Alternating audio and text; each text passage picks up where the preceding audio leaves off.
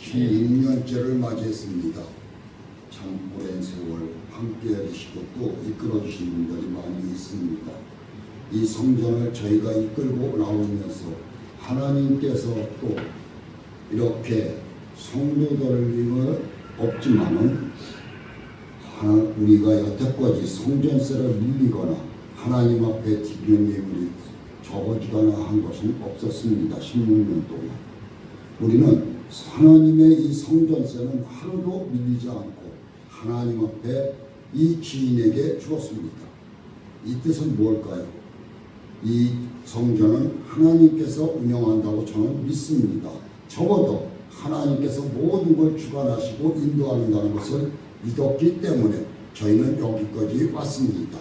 함께 해주시고 모두가 힘써 애쓰고 서로 간에 사랑하는 모두가 되셔서 이렇게 16년 동안 이렇게 이 자리를 지키게 된 것입니다.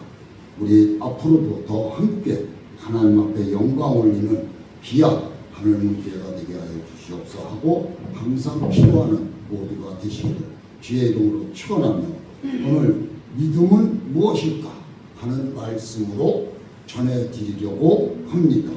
믿음이 무엇일까요? 믿음을 뭐라고 생각하십니까? 예? 믿음을 뭐라고 생각합니까? 믿는다. 우리 아버지를 내가 믿어. 우리 형을 믿어. 우리 동생을 믿어. 그쵸? 우리 일촌이죠. 믿는다고 하죠. 성도 여러분.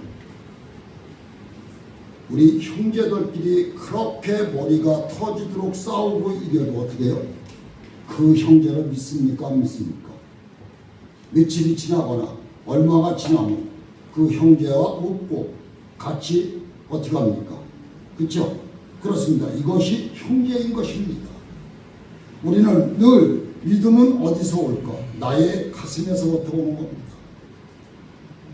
성도 여러분, 마음을 다하여 정성을 다하여 나를 믿어라.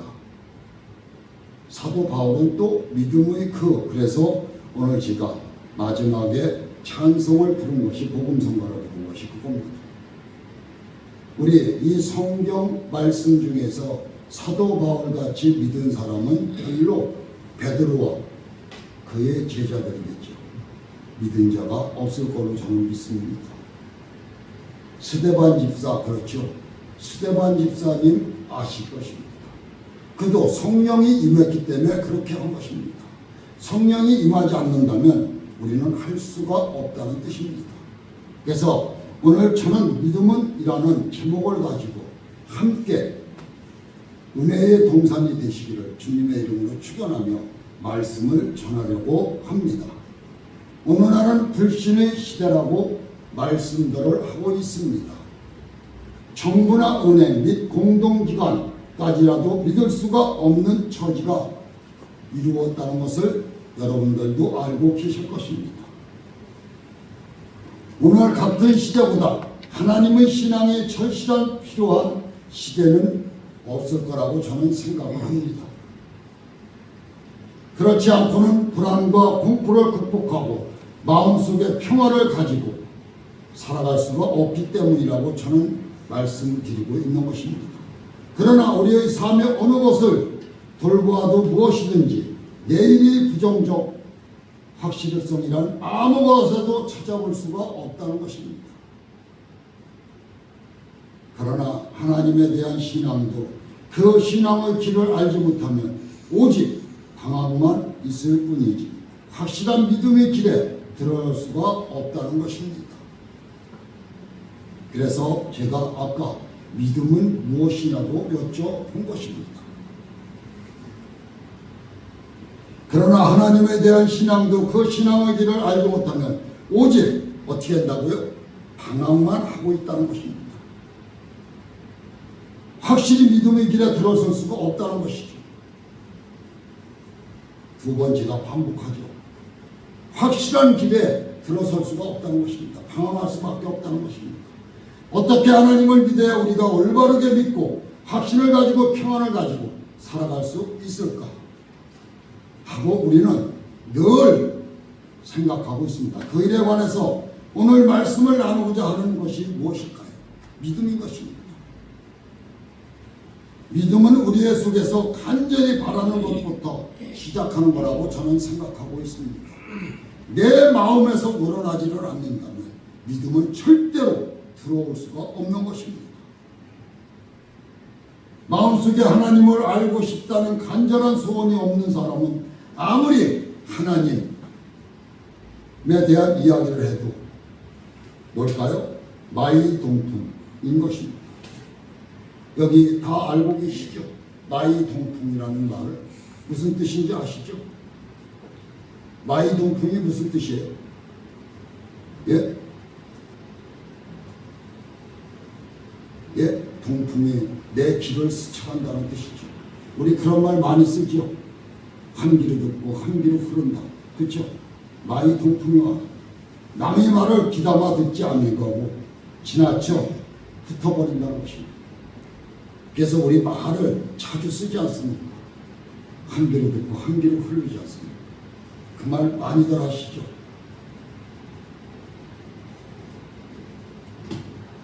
예수님을 더욱 알고 싶은 만나서 체험하고 싶다는 간절한 기대를 통해서 예수 그리스도를 믿게 되고 신앙심이 마음속에 살아나게 되는 것이 무엇일까 하는 것을 한번 말씀드리고 싶습니다.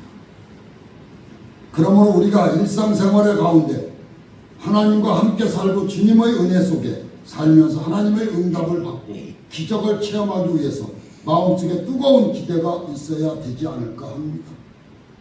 그렇죠? 우리 어떻습니까? 저도 그렇습니다.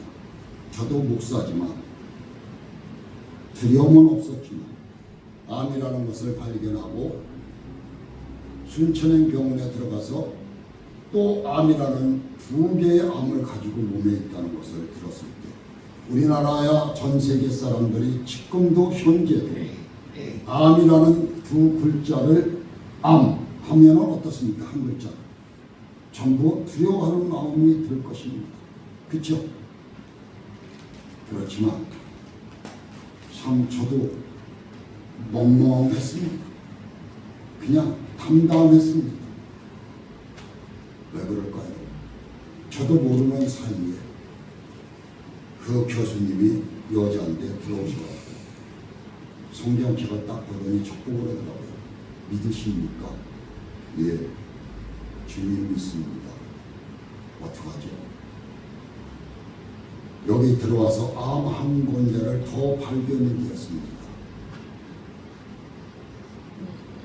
어떨까요? 마음이. 예, 저는 눈물도 안 나고 뭐 표정도 변화 없이 아 그러세요? 그냥 그랬습니다. 그리고는 적보고 묻더라고요. 표정이 왜 그렇습니까? 왜요? 아무런 표정이 없잖아요. 저도 모르겠습니다. 그러던데 뒤끝에 뭐라고 물었을까요? 저한테 그 교수가 뭐라고 했을까요?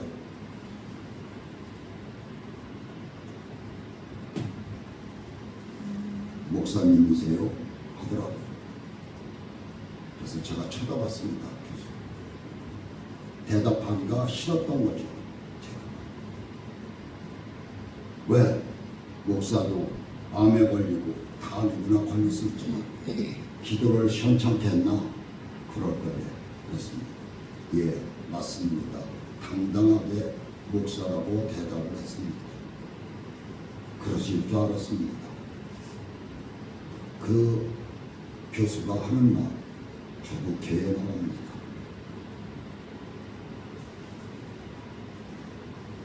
그런데 저는 아무런 표정도 생기지 않고 두려움도 없고 아무 일도 없는 것처럼 저는 그렇더라고요. 근데 저는 모르겠습니다. 하나님이 주신 건강에서 그런지는 몰라도 암을 수술을 하는데 이 2개를 한꺼번에 할 수가 없답니다. 거의가. 몸이 약해. 왜? 2개를 하다가 잘못될 수가 있답니다. 그래서 이 교수는 하나를 하고 하나를 하지 말자, 나중에 하자, 이렇게 결론을 짓는데 외과에서 두 개를 한꺼번에 해도 된다는 얘기입니다. 왜 그럴까요? 하나님이 주시는 건강이겠죠. 이 사람의 수치가 다 정상이라는 거예요. 기가 막히게 좋다는 얘기죠. 그래서 두 군데를 다 함께 마취를 시키고 해도 별 문제가 없을 거라고 판단을 내렸다는 것이죠. 김부여 그 교수는 와서 저한테 그러더라고요. 한꺼번에 하시겠습니까? 뭐 교수님들이 하신다면, 수술하시는 분들이 하신다면 하는 거죠. 저는 맡기겠습니다 했습니다. 그랬더니 교수가 들어와서 하는 말과 5시간 반 정도 걸릴 것입니다. 제가 몇 시간 만에 나왔을까요? 수술실에서. 여기서 가셨던 분들도 있지만 9시간이 넘게 걸려서 나왔습니다. 이 왜 그러냐면 이 마취 시간이 오래되면은 그것을 견디지를 못한답니다. 그래서 따로따로 수술을 해야 되는 걸 아주 얘기를 하더라고요. 마취 시간이 오래되면 그 사람이 영원히 잠들 수가 있다는 거예요. 마취를 시키는. 그래서 오래 마취를 못 시킨답니다. 그래서 따로따로 하는 게 좋답니다. 그런데 저는 들어갈 때나 나올 때나 기뻤습니다. 그래도 그렇습니다. 이 모든 것은 저는 그렇습니다. 하나님이 주시는 은혜라고 저는 믿습니다. 어느 때는 고난 때문에, 고통 때문에 왜 하나님 고난과 고통을 저에게만 주시나이까 하고도 하나님 앞에 따질 때가 있습니다. 그렇지만 항시 하나님께서 믿음으로 저를 감싸주시고 인도해 주신다는 것을 저는 믿습니다. 그렇기 때문에 모든 것을 견디고 이 자리에 서 있고 이 자리에서 말씀을 전하게 되는 겁니다. 저는 믿습니다. 그래서 오늘 믿음은 무엇일까 하는 말씀을 가지고 전해드리는 것입니다. 내게, 내꺼 하고 내꺼. 그렇죠? 우리 인간은 이렇게 욕심꾸러기 장명꾼들입니다. 왜? 그럴 수밖에 없죠. 민주주의 국가니까. 그렇습니다. 내게 정 떨어지면은 당당당당. 그렇죠? 그럴 필요가 없습니다. 주님께서 손을 잡아주시는 그 순간부터 욥같이 변화되는 것입니다. 사도 바울같이 변화되는 것입니다. 믿음은 곧 승리인 것입니다. 승리는 별도 딸 수 있는 것입니다. 믿으시기 바랍니다. 마음에 뜨거운 소원이 없는 사람은 믿음의 뿌리를 내릴 수가 없다는 뜻으로 제가 말씀을 드리는 것입니다. 두려워하지 말라. 내가 너와 함께 하느니라. 주님이 말씀하셨습니다. 이것은 무엇이에요? 기도하라. 하나님의 말씀으로 무장하라는 뜻입니다.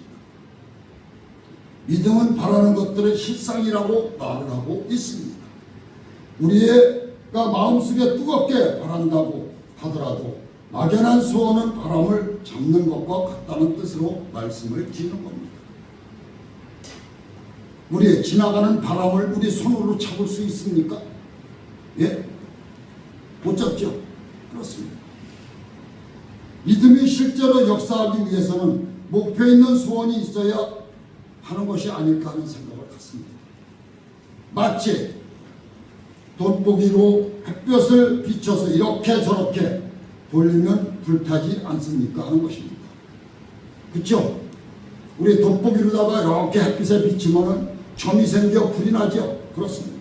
초점을 맞춰 빛을 계속 비추면 불이 붙습니다. 이처럼 간절히 소원한다면 문제를 집중적으로 투자로 하면 목표가 이루어진다는 것입니다.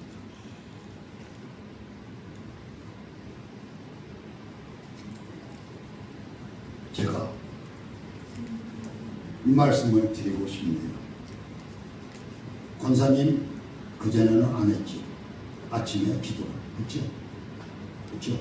지금 저희 교회를 14년, 15년째 보고 있습니다. 14년째. 그렇죠? 그러다가 어떻게 됐습니까? 왜 와서 아침에 기도하십니까? 뭐 때문에? 그 문제가 있기 때문에 와서 기도하시는 거예요. 그렇죠? 그렇죠? 우리는 이렇게 터져야 하나님 앞에 기도합니다. 권사님, 이 지금 제가 무슨 말씀을 드리려고 권사님한테 이 말씀 드리는지 아시죠? 문제를 집중적으로 투자를 하면 목표가 어떻게 된다는 거예요? 이루어진다는 얘기예요. 권사님이 꾸준히 지금 기도하면 분명한 뭐가 역사하실 겁니다. 저는 이 말을 드리고 싶은 겁니다. 그래서 마음과 정성을 다해서 하나님 앞에 기도하는 자에게는 하나님의 빛이 비치게 되는 것입니다. 성령님이 임하게 된다는 뜻입니다. 분명히 기도에 허점이 없을 것입니다. 분명히 뭔가 열매를 맺을 거라고 저는 믿습니다. 그 믿음 주님이 보고 계십니다. 제가 먼저 번에 그랬죠. 언젠가 기도 여기서 설교를 하는데 권사님 기도해줄까? 기도하지 말라는 거예요. 해주지 말래. 본인이 지금 열심히 기도하고 있다는 뜻입니다.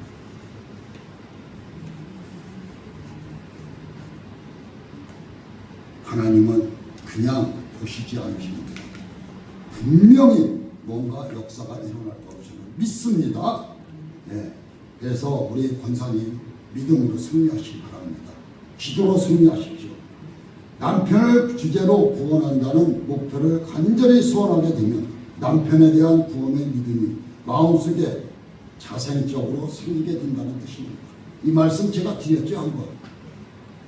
그렇죠? 무슨 말씀을 드렸을까요? 어느 권사님이 그 남편이 술 주정뱅이에 교회만 갔다 오면 두드려 패는 거예요.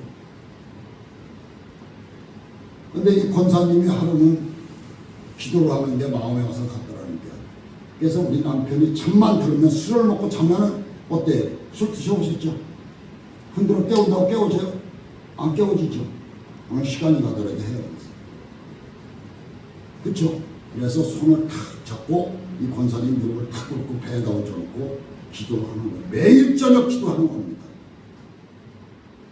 이 권사님 기도할 수 있는 시기는 딱 5분에서 자기가 10분인 겁니다. 기도 능력이죠. 주님 앞에 의탁하옵니다. 기도를 하는 거예요. 얼마나 했을까요? 3년을 한 겁니다. 10월까지 이렇게 하기. 집사님, 10월까지 3년 동안 그렇게 하는 거. 하루도 안 뺍니다. 3년 된 어느 날 갑자기 그러더랍니다. 아, 내가 담배 끊어야 되겠어. 내 몸이 너무 안 좋아. 그러더니 어느 날 또 오더니 나 술을 끊어야 되겠어. 이 권사님은 계속 기도를 했다는 것입니다. 그런데 어느 날 이 남편이 그러더랍니다. 야! 나 자기하고 교회 같이 가면 안 돼? 반말투로 그러더랍니다. 이남 권사는 어떨까요? 예? 우리는 대부분의 야자 그러면 어떻게 해요?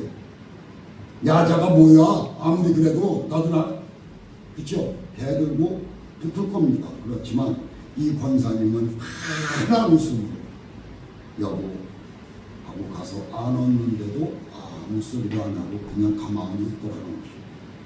어떻게 된 거예요? 성령이 임하는 거예요. 그 자리에서 권사님이 눈물이 쫙 흘러가는 거예요. 그리고는 그 자리에 남편 있는 데서 남편의 몸을 놓고 그 자리에 무릎을 꿇고 하나님 앞에 기도하는데 눈물이 닭똥 같은 눈물이 뚝뚝뚝뚝 떨어지더라고요. 얼마나 울었는지 남편이 왜 그래 그러면서 이렇게 기도하는 겁니다. 우리 기도가 이것입니다. 우리의 눈물의 기도는 주님께서 받으시는 겁니다. 한번 해보십시오. 이 기도가 그냥 쓸모없는 기도가 아니라 성령님이 분명히 역사하신다는 것을 믿으시기 바랍니다. 그래갖고 그 권사님은 내가 할 일이 뭘까 찾은 겁니다. 없는 와중에서도 사흘째 사는 집인데 그 가정이 무조건 이런 2층을 얻은 겁니다. 싸구라. 그리고는 거기서 목사님들 힘들어하는 목사님들 반찬을 5가지씩 만들어서 토요일날 드리는 거예요. 30군데 많이 할 수가 없습니다. 많이도 좋지만 물질이 들어가니까. 그렇죠? 그래서 처음에는 어떻게 했을까요? 삼산시장을 갔답니다. 삼산시장 가서 이렇게 조금씩 왜 머리를 다듬으면 먹을 거 있잖아요. 먹을 수 있는 거. 그런 거를 다 모아서 가지고 와서 며칠 동안 다듬어서 그걸로 만들었다는 거예요. 그렇게 하다 보니 몇 달이 지났는데 여기저기서 뭐가 들어오는 거예요? 물질이 후원이 들어오는 거예요.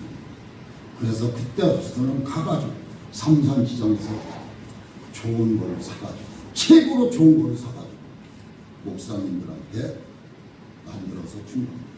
어느 날 그 권사님이 간증을 하는데 나는 오늘 물건을 사러 가야 돼. 금요일날. 그런데 목요일날 가야 되는데 돈이 내가 필요한 게 20만 원인데 10만 원밖에 없다는 거예요. 하나님은 역사하신다는 걸 믿으시기 바랍니다. 그래도 삼산시장에 가면 되겠지 하고 10만 원 갖고 들고 간답니다. 갔는데 거기서 역사가 일어나는 겁니다. 권사님 어쩐 일이십니까?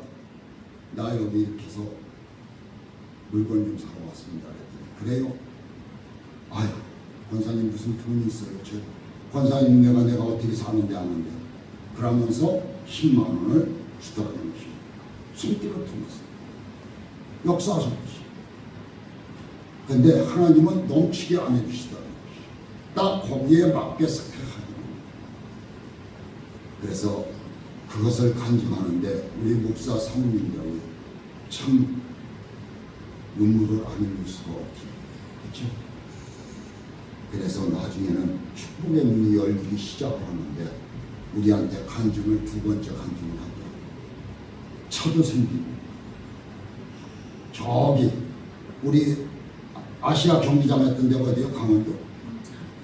예? 어디죠? 그 경기장 했던 데가 동계올림픽 했던 데가 평창. 거기 있는 데다가 땅을 1000평을 누가 기준으로 하더라고요. 2000평인가? 이렇게 역사를 하는 거예요. 그 땅값이 거기지만 그래도 30만 원씩 한답니다. 20만 원 상.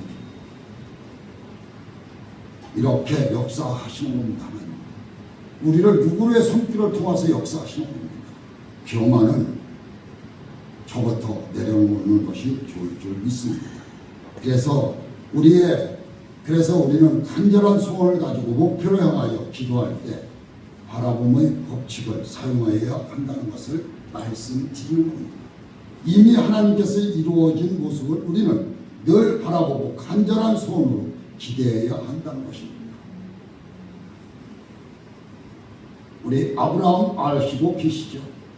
아브라함이 애굽에서 가나안 땅을 향할 때 하나님께서 아브라함에게 너는 눈을 들어 내 있는 곳에서 동서남북을 바라봐라.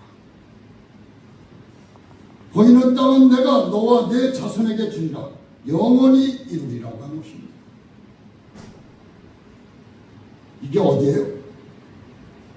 젖과 꿀이 흐르는 가나안 땅입니다. 간절한 소원과 함께 분명한 목표를 바라보며 법칙을 사용하는 것은 마음속의 큰 믿음이 도사리고 있었기 때문에 그렇습니다. 하나님께서 애굽에서 주신 지혜를 보아도 알 수 있습니다.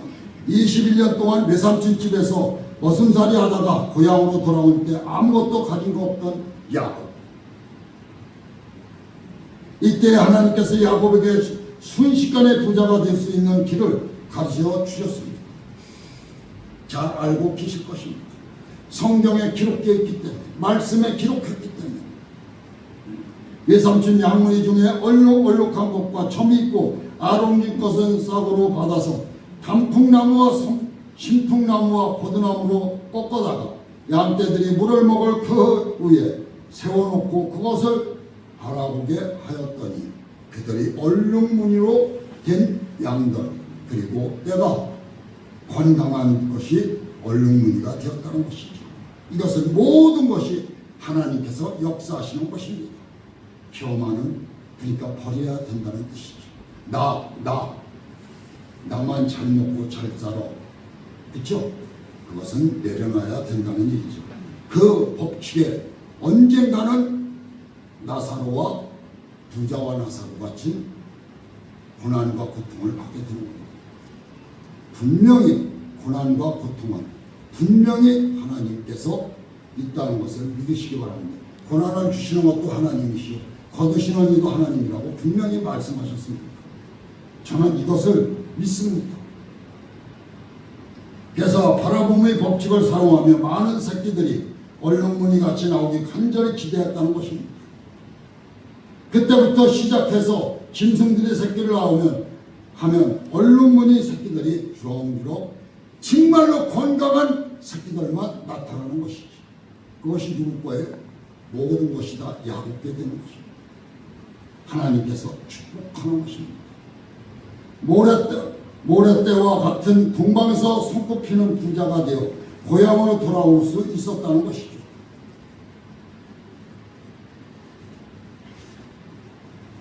이것은 바로 바라봄의 법칙 사용한 획기적인 사건이 아니라고 할 수 없습니다. 우리도 하나님 앞에서 분명히 바라봄의 법칙을 사용해야 되지 않을까 하는 것입니다. 예수님께서 2000년 전에 몸짓고 피를 흘린 십자가에 얼룩한 피를 물든 십자가를 바라보고 제사함을 받은 것을 마음속에 믿어드는 것입니다. 십자가에서 우리를 위해서 피를 흘리셨다. 그렇죠? 그렇습니다. 우리 아는 의겠습니다. 그러면 어떨까요? 그 생각이 내게 임한다면 내 마음이 어떨까요? 하나님의 몸된 데 와서 어떻게 될까요? 내 눈과 마음이 어떻게 될까요? 예? 그것을 다 알고 계실 줄 믿습니다. 저는 믿습니다. 십자가에 바라볼 때 성령이 임하셔서 우리를 성결케 하는 것을 믿어야 하는 것입니다.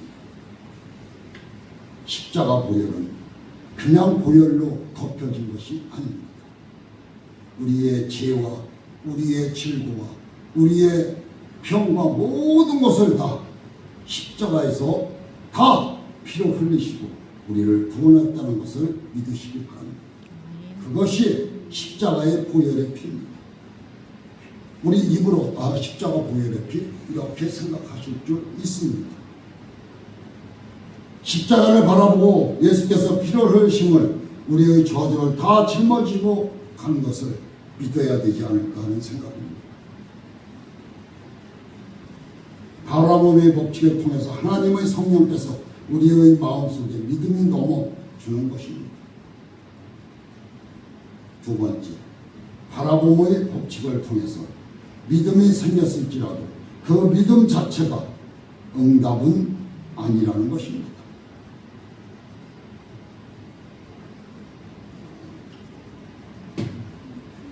믿음 그 자체가 실상이라는 것이죠. 실상이라는 것은 밑에서 받치는 밑받침이라는 뜻이 아닐까 저는 생각합니다.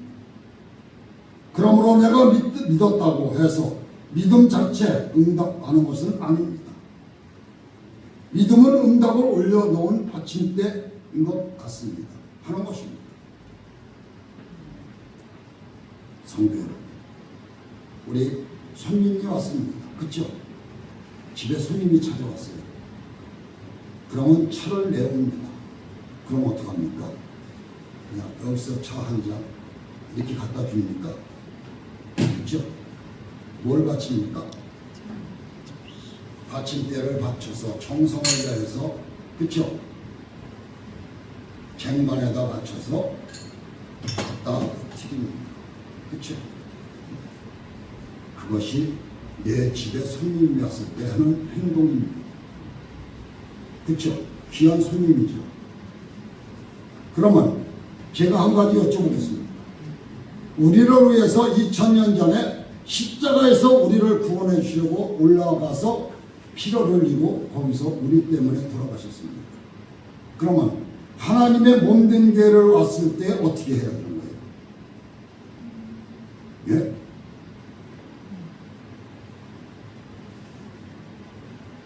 단 나의 가정에 손님이 오셨는데도 나하고 똑같은 인간이 왔습니다. 그럼에도 불구하고 그를 정중히 대접하는 그 모습과 하늘과 땅 차이죠. 그렇습니다. 믿음은 나의 가슴에서 나오는 겁니다. 겸손함에서 찾아오게 되는 겁니다. 믿었을 때 누구 마냥 용 마냥 되는 겁니다. 사도 바울처럼 되는 겁니다. 베드로처럼 되는 겁니다. 믿음은 내가 만드는 거예요. 성령이 덧입혀지는 겁니다. 내가 만들 적에 성령이 나에게 덧입혀지는 겁니다.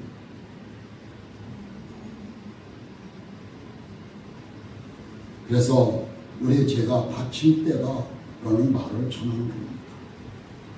하나님은 튼튼한 받침대가 있어서 그곳에 응답을 얻어 넣을 수 있는지 없는지를 시험하기 위해서 받침대를 흔들어 보시고 눌러보시고 무너뜨려 보시는 것입니다. 그러므로 믿으면 반드시 시험이 나오게 된다는 것입니다.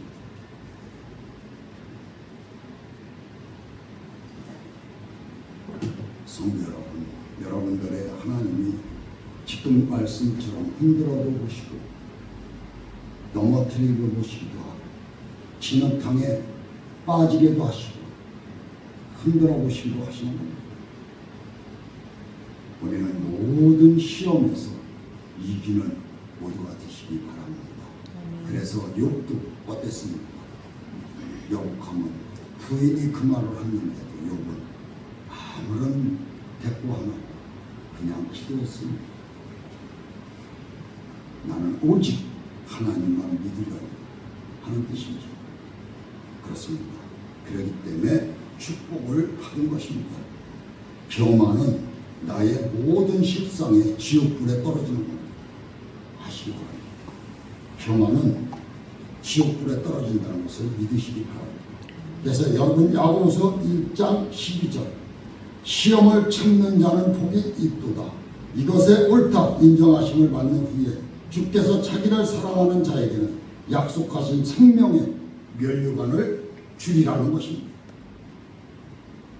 이 생명의 면류관 하나를 얻는 것이 천국에 들어가는 것입니다. 우리 베드로전서 1장 7절을 찾아서 누가 한번 읽어보십시오. 베드로전서 1장 7절.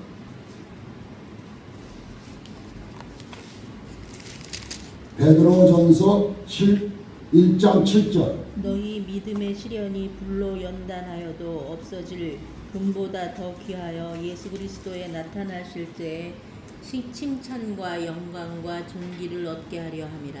아멘. 어떻습니까? 우리 금 좋아하죠? 금이 그냥 나옵니까? 아니죠. 그 말씀 하나님은 시험에 들지 않는 믿음, 즉 받침대 위에 응답 갖다 놓지 않는 것입니다. 여러분, 믿음을 얻고 난 다음에는 그 믿음에 과연 확실한지 안 한지는 하나님께 흔들어 보는 것입니다. 여호수아가 여리고성을 무너뜨리는 약속에도 불구하고 진실을 그 믿음이 튼튼하게 받침대 위에 섰는가를 시험해 보기 위해서 여리고 성을 6바퀴 돌으라고 여호수아에게 말을 했습니다. 그리고 마지막 날은 몇 바퀴 돌으라고 그랬어요? 몇 바퀴 돌으라고 그랬어요? 7바퀴 돌으라고 했습니다.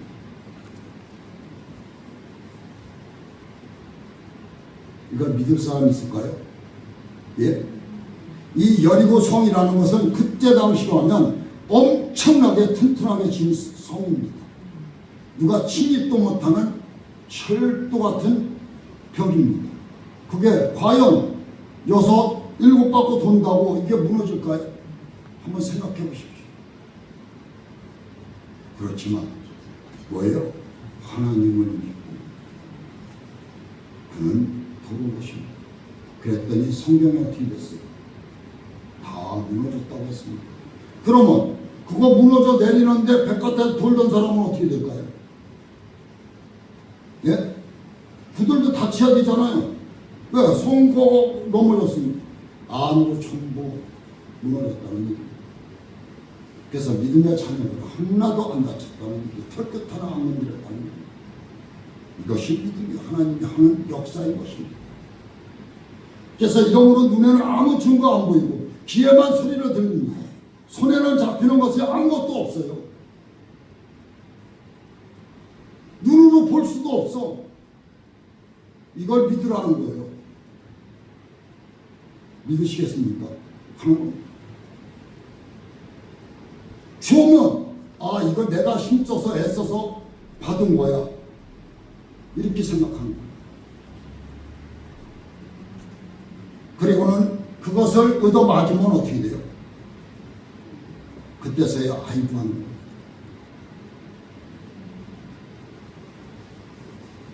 그래서 나만 장군이라는 사람 아시죠? 성경에서 어떻게 했어요? 그는 눈병이 걸렸습니다. 그래서 이스라엘에 가면은 정말 병을 고치는 사람이 있다. 하나님의 말씀. 그래서 나만 장군은 왕에게 축서를 받고 찾아가죠. 그렇죠?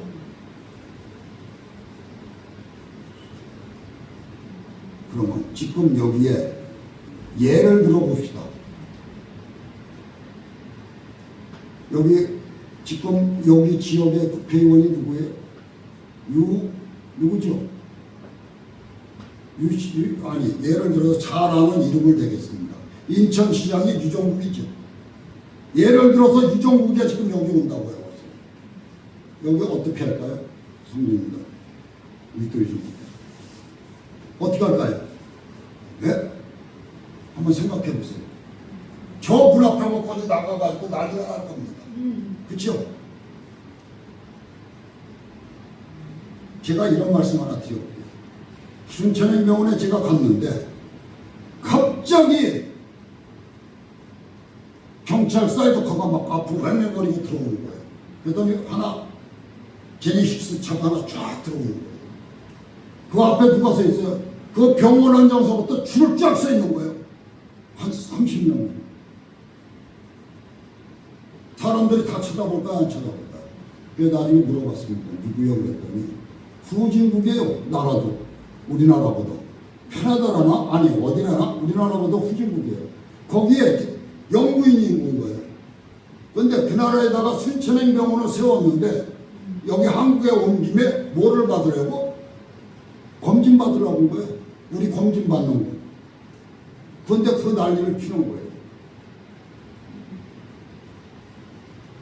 한번 생각해 보십시오. 이 남한 장군이 이 인천시장보다 센 사람이에요. 그때 당시로 간 거예요. 엘리사는 한테 왔습니다. 마땅히 남한 장군이 왔습니다 하고 비서가 얘기한 거죠. 사반이. 그랬더니 요단강에 와서 7번 씻으라고 그래. 눈도 안 열어본 겁니다. 그러면 어떻게 할까요? 남한 장군. 예를 든다면 초축일 수도 있지 않습니까? 경안이 하늘을 찌러 그냥 가려고 했지. 비서가 믿지만 번전이죠. 한번 가서 한번 담궈보시죠. 그래서 몇 번을 강요해서 어떻게 했습니까? 갔습니다. 남한 장군이 뭐라고 했어요? 야, 이 더러운 물에 들어가라고 그래? 우리나라에 더 깨끗한 물도 있는데 이 더러운 강에 내가 납보고 들어가라고 그래? 이 구조물 같은 물에 내 몸을 여기다 담그라고 하는 거야? 소리를 몇 대 질러 그 비서에게 하는 거죠. 아이, 장군님 그러지 말고 한번 들어가 보십시오. 혹시 누가 합니까? 그 나병으로도 떠나갈지 누가 알아요? 그럼 나병 그냥 짊어지고 가가지고 혼자 격리될 겁니까? 이 뜻이에요. 그래서 나만 장군은 어쩔 수 없이 옷을 벗고 들어갔습니다. 근데 한 번 들어갔고, 두 번 들어갔고, 세 번 들어갔고 아무런 변화가 없습니다. 이걸 왜 그럴까요? 제가 이렇게 말을 할까요? 성경에 그렇게 기록되어 있습니다. 성도 여러분, 나 여기 나와서 한 번 기도했어, 두 번 기도했어, 세 번 기도했어. 그런데 아무 응답도 없어. 나 기도 안 해. 이거하고 똑같은 거예요. 그리고 4번, 5번 해도 아무런 응답이 없어. 1년, 2년, 3년 돼도 아무 응답이 없는 거예요. 4년, 5년 돼도 아무 응답이 없어. 6번 들어갔습니다. 그래도 아무런 어디 하나 흠집 하나 남는 게 없어.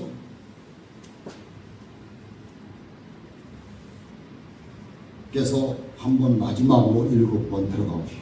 7번 들어갔다가 나오는 순간에 어떻게 됐습니까? 나병이 모두 깨끗이 씻어지고 깨끗이 치료받았어요. 이것이 하나님의 뜻이고 하나님의 뭐예요? 지정한 날짜입니다. 우리는 아무리 기도를 해도 왜 응답이 없지? 나는 이렇게 열심히 기도해도 이거하고 똑같은 겁니다. 때, 하나님의 때가 정해준 때가 되어야 되는 겁니다. 저는 그걸 믿습니다. 우리는 이 나만 장군의 믿음 없었습니다. 하나도 없었습니다. 병이 낫기 위해서 그런 했던 것입니다. 그래서 깨끗이 나하고 그는 믿음으로 반드시 시험을 해보는 것입니다. 하나님은 시험에 우리를 대상으로 삼으시기도 한다는 것입니다.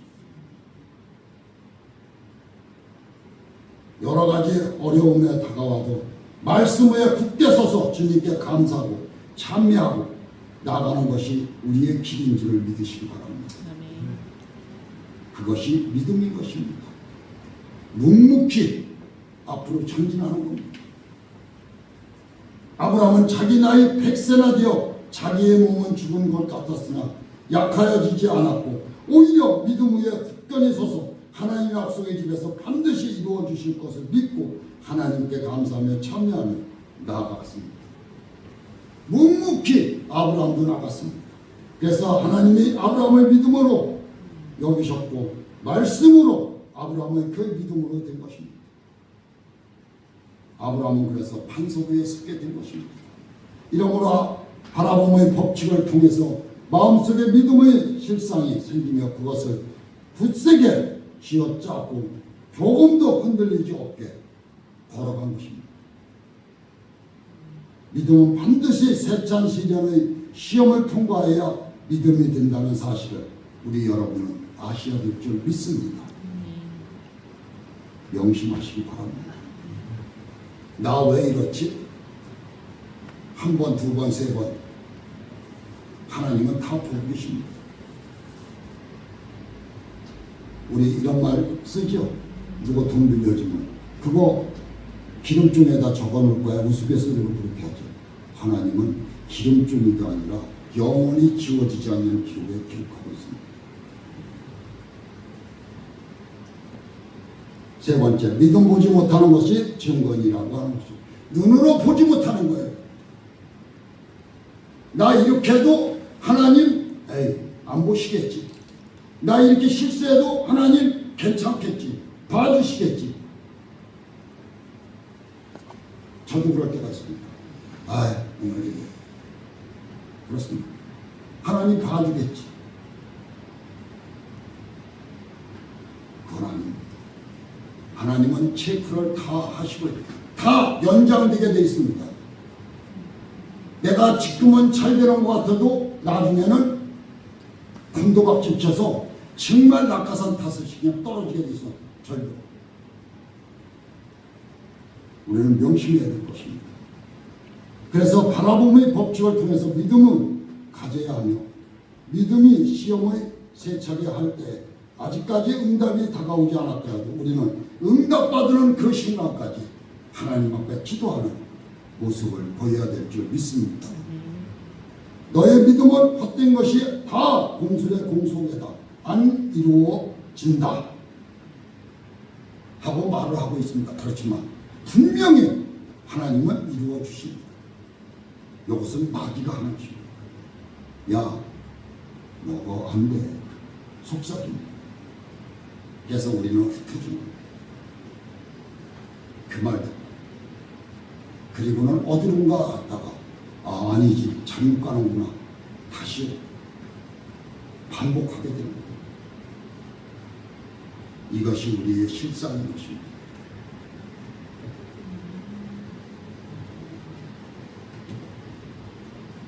우리 마가복음 11장 시간이 가고 있네요. 너무 많이.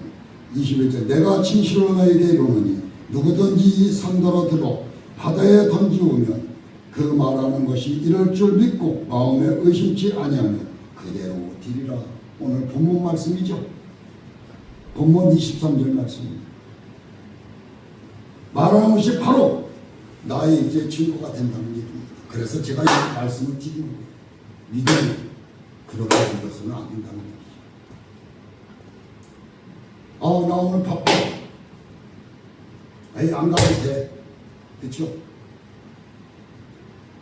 나 중요한 이런 약속이 있어. 하고 그러면 믿음은 하나님한테 맡기고 내 뜻대로 하는 거죠. 이것이 우리의 실상인 것입니다. 아브라함에게 하나님께서는 아들을 주겠다고 말씀하고 난 다음 그 믿음의 증거로서 이름을 바꿉니다. 아브라함에게 아브라함을 맞는 민족의 조상으로 세례를 사라라고 불렀습니다. 아브라함이라고 바꿔주었어요. 조상이라는 얘기지. 사라는 여의 왕이라는 얘기입니다. 얼마나 좋을까요? 그렇죠? 내게 그런 음성이 한번 들린다면 얼마나 좋을까요? 그렇죠? 입술의 고백이란 놀라운 믿음의 증거가 되는 것입니다. 사람이 마음속에 믿음이 없으면 입술은 불평하고 원망하고 그냥 어떻게 돼 얼굴이 찌그러지는 양재기가 되는 것입니다. 우그러지죠. 마음속에 의심을 꽉 들어찬 말을 하는 것입니다. 그러나 마음속에 믿음이 꽉 들어 차면 입술이 확증되며 얼굴이 피게 되고 얼굴에 기쁨이 넘치게 되는 겁니다. 이것이 믿음인 것입니다. 이렇기 때문에 우리는 입술의 증거를 굳세게 부어 잡는 성도가 되어야 한다고 저는 말하고 있는 것입니다. 나는 예수 그리스도의 보혈을 구원을 받았다 하고 나의 입술로 외칠 수 있으신가 하는 것입니다. 나는 주님께서 보혈의 십자가 보혈의 피로 나를 구원해 주신 그 믿음이 서야 된다는 얘기입니다. 성령이 나와 같이 계시다. 믿으십니까? 그러므로 성령으로 말미암아 나는 거룩한 삶을 살 수가 있다. 걸어간다. 어떠한 고난과 고통의 시련이 내게 닥쳐오더라도 나는 이 길을 갈 것이다. 믿습니까? 우리 고난과 고통이 온다면 절대로 안 갑니다. 예수께서 나의 언약한 것을 친히 담당하고 병을 치유하고 가져다 입술의 증거를 내놓는 것입니다. 믿음의 증거를 내놓으면 주님께서 내 믿음대로 될지어라고 말씀하고 있습니다. 주님은 이 땅에 오셔서 사람들을 치유해 주시고 그랬습니다. 내 믿음대로 되었다고 했습니다. 주님이 고쳤다고 말을 입술로 안 했습니다. 내 믿음이 고쳤다고 말한 것입니다. 그러니까 여러분들의 믿음이 모든 것을 낫게 하는 것입니다. 이것이 믿음이라는 것입니다. 내가 주님께 11조를 드리고 하나님의 조심스럽게 섬겨야 합니다. 아브라함의 복이 내게 임하였다. 나는 복받는 사람이다. 라고 입술로 증거해야 된다는 뜻입니다. 우리는 환경이 조금만 어려워지고 감격적으로 조금만 고통이 다가와도 부정적인 말을 입에서 서슴지 않고 뱉어내는 것입니다.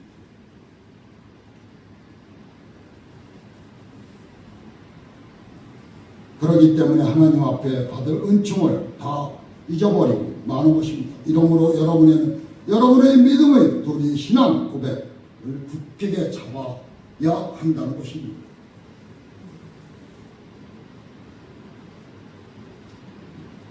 우리 한번 누가 잠언 18장 20절 22절 9절 읽어보십시오. 잠언 18장 20장 21절 20절 21절 바른 사람.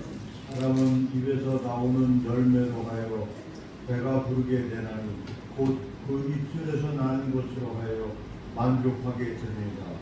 죽고 사는 것이 혀의 번제에 달렸으니 혀를 쓰기 좋아하는 자는 그 열매를 먹으리라. 아멘. 이 혀, 많은 제가 설교를 몇 번 했을 겁니다. 이 혀, 설교할 때마다. 이 조그마한 혀가 어떻다고 그랬어요? 죽어가는 사람을 살릴 수가 있고, 저 사람을 죽일 수도 있는 것입니다. 이 혀가. 이렇게 우리는 조그마한 혀를 가지고 모든 것을 할 수 있는 겁니다. 그러므로 아무리 마음속에 내가 믿는다 하라고 말하여도 신하지 아니하면 그는 구원에 이르지 못한다는 것입니다. 그래서 제가 기도할 때 크게 기도하십시오. 찬양할 때 크게 찬양하십시오. 나는 문제가 아니에요. 못해 나는. 그게 아닙니다. 입술을 주신 이도 하나님이시오. 입술을 벌리게 하시는 이도 하나님이십니다. 우리는 그걸 아셔야 돼요. 저 찬양 잘합니까? 남들이 들으면 아유 저게 찬양이야 이럴 겁니다. 그런데도 크게 하잖아요. 왜? 하나님이 들으시는 거예요. 나 찬양 못해, 나 기도 못해 하지 마십시오. 몸 바쳐 하는 겁니다. 그래서요 기도할 때 그럼 주님 나 기도할 줄 모르지 않습니까? 그럼 왜 주님 지혜를 안 주십니까? 저 기도할 수 있도록 지혜를 주시죠. 그래야 하나님 앞에 영광 올릴 거 아닙니까? 저 아무 때나 기도해도 하나님 받으실 거 아닙니까? 그렇게 얘기하세요. 그러니까 아무 때나 기도하십시오. 내가 하고 싶은 대로. 하나님 다 듣고 계십니다. 그리고 잘못된 기도가 나갔으면 하나님은 걸르십니다. 내 자녀이기 때문에. 그래서 어린아이가 부모한테 이거 주셔 저거 주세요 하면 다 줍니까? 안 주잖아요. 걸르잖아. 똑같은 거예요. 하나님. 근데 뭘 걱정을 하죠? 걱정할 필요가 하나도 없다는 얘기입니다. 아 우리를 십자가 보혈로 구원해 주셨는데 뭘 더 우리가 하나님 앞에 줘기로 하겠습니까? 그렇게 사랑이 넘치시는 생각을 한번 해보십시오. 그래서 제가 이런 말씀을 하나 하겠습니다. 예수님께서 어떻게 했습니까? 예? 누가 죽었다고 했어요? 예수님한테? 예? 누가 죽었다고 했죠? 예? 누가 죽었대요? 나사로가 죽었다고 했죠? 누구예요? 예수 친구죠? 네? 마르다가 얘기했어요. 나흘이나 됐다고 했어요. 예수님께서 조금만 빨리 오셨으면 우리 오빠가 죽지 않았을 텐데 늦게 왔느냐고 한탄하는 거예요. 그런데 예수님은 무덤이 어디냐고 물어보고 무덤에 갔잖아요. 그리고는 야! 저 돌 치워! 무덤 정문에 막은 거 치워라 그랬어요. 그랬더니 그 마르다가 뭐라고 하는 거예요? 주님 벌써 돌아간 지가 나흘이에요. 냄새가 이렇게 나는데 무슨 돌을 치웁니까? 그 앞에 가면 코를 찌르는데 치우란 말이야. 그리고는 가서 치웠습니까? 안 치웠습니까? 돌을 치웠습니까? 한마디 딱 했습니까? 그렇죠? 뭐라고 했어요? 뭐라고 그랬어요? 나사로야 걸어 나오라. 한마디밖에 안 했어요. 그런데 나사로가 걸어 나오잖아요. 예수님께서 뭐라고 그랬어요? 네? 뭐라고 했어요? 성경 안 읽었어요? 저 동계명거 풀어줘라. 자유롭게 하라는 뜻입니다. 돌아다니게 하라는 얘기예요. 풀어주라. 예수님도 돌아갔을 때 방으로 감았죠. 전부. 그 당시에는 그렇게 했나 봐요. 풀어라 그래. 놔줘라. 자유롭게 돌아다니고 살아났잖아요. 그 한마디. 성도 여러분, 그래서 믿음의 증거를 주님께서 보여주시는 제가 그래서 믿는 자에게는 능치 못할 것이 없느니라 하는 것입니다. 성도 여러분, 여러분들 제가 이런 말씀을 드리면 어떻게 나에게 받아들일지 모르겠지만 내가 기도해 주거나 내가 기도를 할 적에 받아들이세요. 그럴 때 하나님은 역사하시는 거예요. 저는 미천하고 부족하지만 하나님께서 기름 부어 세워 이 한옥문교를 세우시고 이 자리에 세우신 겁니다. 믿으시기 바랍니다. 그리고 하나님 앞에 겸손한 마음으로 기도하지 하나님은 반드시 여러분들에게 응답의 말씀이 임할 것입니다. 그래서 이때 예수께서 무덤문 앞에서 나사로야 나와라 하고 외친 것입니다. 이처럼 믿음의 증거가 있을 때 주님께서 역사하신다는 것을 믿으시기 바랍니다. 예수께서 벳사다 광야에서 나갔을 때 저녁이 되어 먹을 것이 없고 허기진경했습니다. 들판에 누웠습니다. 사람들이 다. 그때 빌립을 불렀습니다. 예수님께서 빌립을 불렀습니다. 먹을 것이 있느냐? 그랬더니 빌립은 우리 인간의 똑같은 마음으로 뭐라고 그랬어요? 300데나리온이 있어야 이 많은 사람들을 먹일 수 있나이다 한 거예요. 믿음이 없는 자. 그러나 안드레는 어떻게 했어요? 이 꼬마에게 있던 보리떡 5개와 물고기 2마리를 주님 앞에 가지고 갔습니다. 주님 앞에 갖고 갔을 적에 주님이 그걸 가지고 축사했습니다. 축사했더니 그 5,000명이 먹고 남은 광주리가 거뒀더니 12광주리라고 했던 것입니다. 그게 믿음입니다. 그러니까 5,000명을 누구를 얘기하는 거예요? 어른만 장정만 얘기하는 거예요. 그럼 10,000명 좀 넘었다는 얘기입니다. 축사했더니 그 먹은 거예요. 이게 무슨 뜻일까요? 축사했더니 하늘에서 먹을 것이 떡과 고기가 내려온 거예요. 그럼 얼른 생각 안 나요? 우리 수요일날 금요일날 성경 왜 읽죠? 뭐 때문에 읽을까? 예? 만나가 생각나지 않아요? 하나님께서 백성이 메추리 고기 먹고 싶다 그랬더니 메추리 때려 보내주시고 만나 내려주시고 그렇죠? 축사했더니 5,000명이 먹고 남았더라. 똑같은 얘기입니다. 끝으로 모든 사람이 보기에 상식적으로 이해가 되지 않죠. 비난받을 만한 그러한 행동이 아닐까 저는 생각합니다. 그렇지만 그럼에도 불구하고 예수님 앞에 다가가자 그 위에 축사하신 후에 수많은 군중이 배가 부르고 배를 두드리면서 먹고 남은 게 12광주리라는 얘기입니다. 주님께서 기적을 행한 것 아닐까요? 물로 포도주를 만드시고 첫 번째 기적을 하늘과 땅을 지으시고 죽은 자를 살리시고 어두운 것을 있게 하시는 하나님께서 믿음을 통해서 주님께서 역사해 주시는 것이라고 저는 믿습니다. 우리 하나님께 성도님들도 기도로 무장하여 말씀으로 무장하여 귀를 여시고 주님의 음성을 듣는 우리 하나님께 성도님들을 되시기를 주의 이름으로 축원하는 바입니다. 네.